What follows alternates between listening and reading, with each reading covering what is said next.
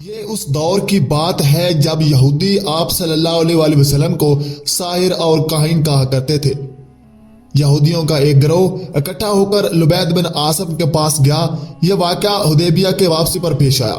لبید بن عاصم بھی ایک یہودی تھا اور بہت بڑا خطرناک ماہر اور تجربہ کار جادوگر تھا۔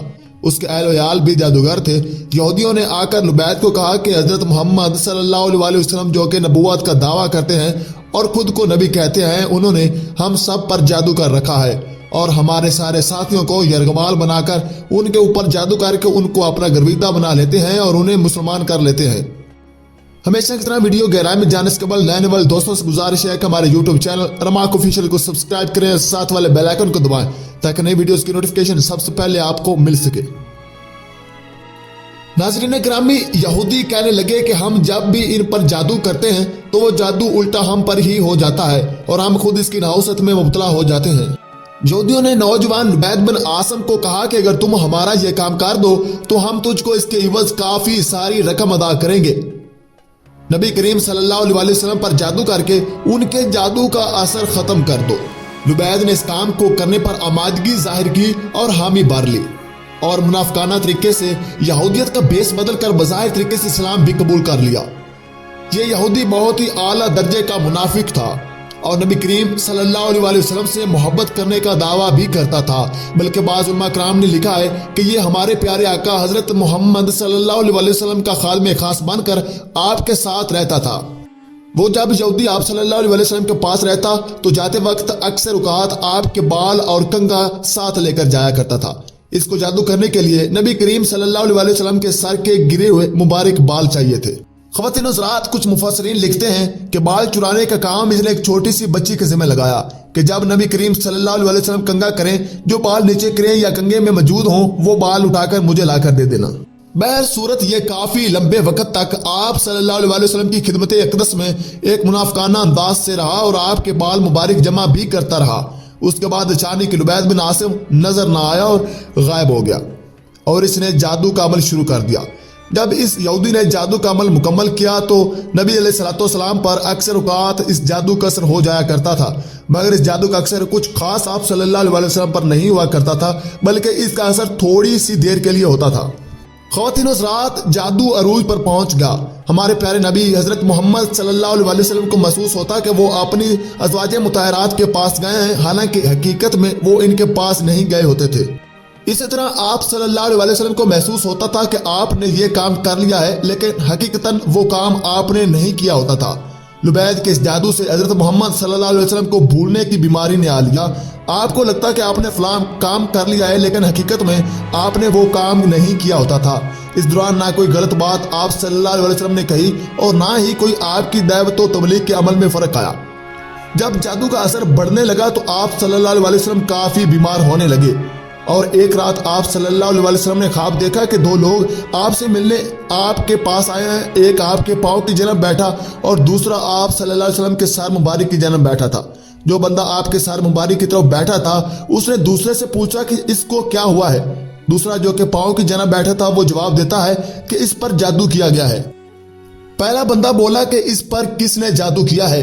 دوسرے نے جواب دیا کہ اس پر لبید بن عاصم نے جادو کیا ہے، جو کہ قبیلہ بنو زریع کا ایک شخص ہے اور وہ منافق ہے، اس نے اس پر جادو کیا ہے۔ پہلے والا بندہ بولا کہ کس چیز میں جادو کیا گیا ہے؟ دوسرا بولا کہ اس منافق نے کنگھی اور بالوں میں اس پر جادو کیا ہے۔ پہلا بولا اچھا یہ کنگھی اور بال کہاں رکھے ہیں اس نے؟ دوسرا شخص بولا کہ نر کھجور کی درخت کی چھال کے اندر، پتھر کی چٹان کے نیچے، دربان کے کنویں میں اس نے یہ چیزیں چھپائی ہیں۔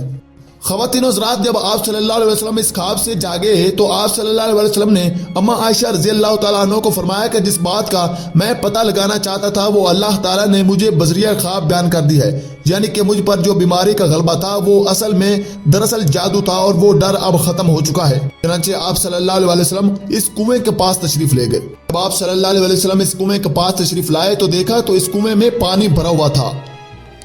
ناظرین گرامی، بعض روایت میں موجود ہے کہ اس کنویں کا پانی جادو کے اثر کی وجہ سے زرد رنگ میں تبدیل ہو چکا تھا۔ یہ سارا واقعہ اپنی آنکھوں سے دیکھنے کے بعد ہمارے پیارے آقا حضرت محمد صلی اللہ علیہ وسلم واپس تشریف لے گئے اور دو صحابیوں حضرت علی رضی اللہ تعالیٰ عنہ اور حضرت عمار رضی اللہ تعالیٰ عنہ کو بھیجا اور حکم دیا کہ وہ جادو والی چیزیں نکال کر لے آئیں۔ ناظرین گرامی، بعض روایات میں اس بات سے تھوڑا بہت اختلاف پایا جاتا ہے کہ یہ جادو والی چیزیں آپ صلی اللہ علیہ وسلم نے خود ہی نکال لی تھی، اور جب آپ صلی اللہ علیہ وسلم وہ جادو والی چیزیں کنویں سے نکالنے گئے تو وہ درختوں کا منظر کیا تھا؟ ایسے تھا جیسے وہ شیطان کا سر ہو۔ ناظرین محترم، جادو کی اثر کی وجہ سے کنویں کا پانی بالکل میلا کچیلا، زرد رنگ اور گدلا ہو چکا تھا۔ کنویں کے پانی کا رنگ ایسے معلوم ہوتا تھا جیسے کسی نے اس میں مہندی ڈال دی ہو۔ چنانچہ جادو والی چیزیں لے کر حضرت علی رضی اللہ تعالیٰ عنہ آپ صلی اللہ علیہ وسلم کی خدمت اقدس میں تشریف لائے، اور اسی دوران حضرت جبرائیل امین بھی تشریف لا چکے تھے۔ حضرت جبرائیل امین نے آپ صلی اللہ علیہ وسلم کو سکھایا کہ جادو کے اثر کو توڑنے کے لیے قرآن مجید کی آخری 2 صورتیں سورہ فلق اور سورہ ناس کو پڑھیں اور کثرت سے پڑھیں۔ بعض روایات میں قرآن پاک کی 3 صورتیں قل هو اللہ احد، قل اعوذ برب الناس اور سورہ فلق کا تذکرہ ملتا ہے کہ جبرائیل امین نے آپ صلی اللہ علیہ وسلم کو سکھایا کہ 3 صورتیں پڑھیں۔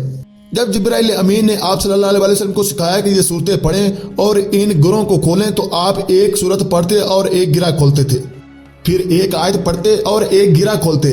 جیسے جیسے گرہ کھولتی جاتی تو آپ پر جادو کا اثر زائل ہوتا جاتا اور آپ اپنی طبیعت میں محسوس کرتے کہ کافی بہتر ہے، حتیٰ کہ جب جادو ختم ہو گیا تو آپ ایسے کھڑے ہو گئے جیسے کوئی شخص کسی بڑے بوجھ سے آزاد ہو جاتا ہو۔ خواتین و حضرات، اسی طرح ہمارے پیارے آقا حضرت محمد صلی اللہ علیہ وسلم کو اللہ تعالیٰ نے شفا عطا فرمائی، اور ہمارے پیارے آقا حضرت محمد صلی اللہ علیہ وسلم پہلے کی طرح مکمل صحت یاب ہو گئے۔ بعض علماء نے لکھا ہے کہ وہ یہودی جس کا نام لبید بن عاصم تھا، وہ اس واقعے کے بعد بھی آپ صلی اللہ علیہ وسلم کی خدمت اقدس میں آیا کرتا تھا، لیکن آپ نے کبھی بھی اس کو نہیں بتایا کہ آپ نے مجھ پر جادو کیا ہے، اب کیا کرنے آتے ہو۔ بعض روایت میں آتا ہے کہ نبی کریم صلی اللہ علیہ وسلم نے وہ چیزیں نکالنے سے روک دیا تھا، جس کا مطلب یہ ہے کہ کوئی ان چیزوں کو نہ دیکھے۔ جب آپ صلی اللہ علیہ وسلم پر جادو کا اثر ختم ہوا تو ان چیزوں کو زائل کر دیا گیا۔ ناظرین گرامی، آپ صلی اللہ علیہ وسلم سے کسی شخص نے پوچھا کہ آپ ان چیزوں کو لوگوں کے سامنے رکھیں تاکہ لوگ ان یہودیوں کا منافقانہ چہرہ دیکھ سکیں، مگر آپ صلی اللہ علیہ وسلم نے فرمایا کہ مجھے اللہ تعالیٰ نے شفا عطا فرما دی اور مجھے یہ بالکل پسند نہیں کہ میں برائی کو پھیلاؤں۔ دعا ہے کہ ہمیں اللہ تعالیٰ دنیا اور آخرت میں کامیابی عطا فرمائے۔ آج کی ویڈیو میں فی الوقت کے لیے اتنا ہی تھا۔ اگلی ویڈیو تک کے لیے اجازت دیجیے۔ اپنا اور اپنے پیاروں کا ڈھیر سارا خیال رکھیں۔ اللہ نگہبان۔